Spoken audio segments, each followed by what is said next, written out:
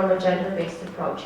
So the services are provided mostly from a gender-neutral approach. So the focus on gender is close to zero, it's non-existent. We also found that the reasons for migration, so we either speak about forced migration or voluntary migration, the reasons for migration influence young women's life differently. Women are also exposed to domestic violence, so they have discrimination and violence coming from their own community, but they're also exposed to different forms of discrimination as part of living in the Romanian community. So they are particularly vulnerable because they face two types of discrimination. Most victims of gender-based violence, women, fail to report discrimination. It's either that they don't perceive it as such, or either because they don't have the means to communicate, they don't have the language skills, and so on. So there's a clear need to increase migrants' public awareness and knowledge via public legal education to help them recognize what they need, what type of support is available, and what to do about it. What did we find from the fieldwork?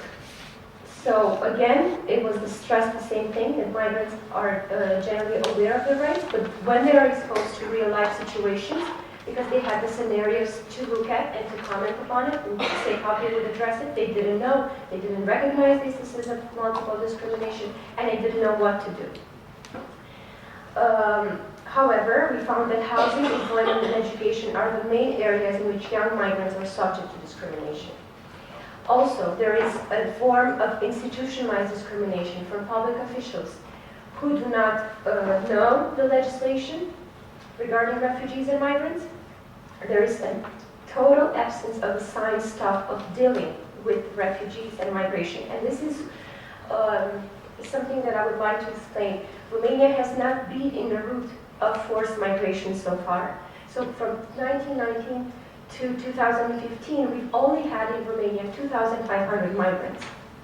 In the last year, to 2014, I'm sorry, in 2015, the number of refugees that we've received is 2,500. So it's the same number of refugees that we had in 25 years, we got in 1 year.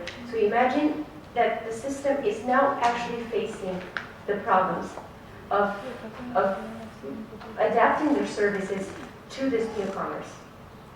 In general, young migrants lack trust in the public systems, and they refrain from bringing issues and claiming their rights to public authorities.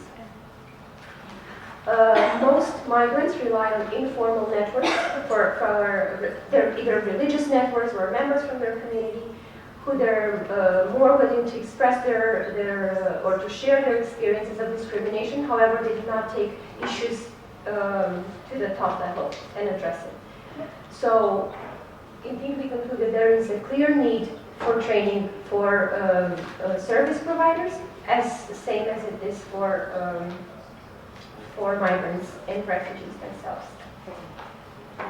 So I think I was, I'm not going to go through everything because I think you'll find it in the report if it is a clear interest for the situations of refugees in Romania. So I would like to summarize my presentation and give the floor to the next speaker. Thank you.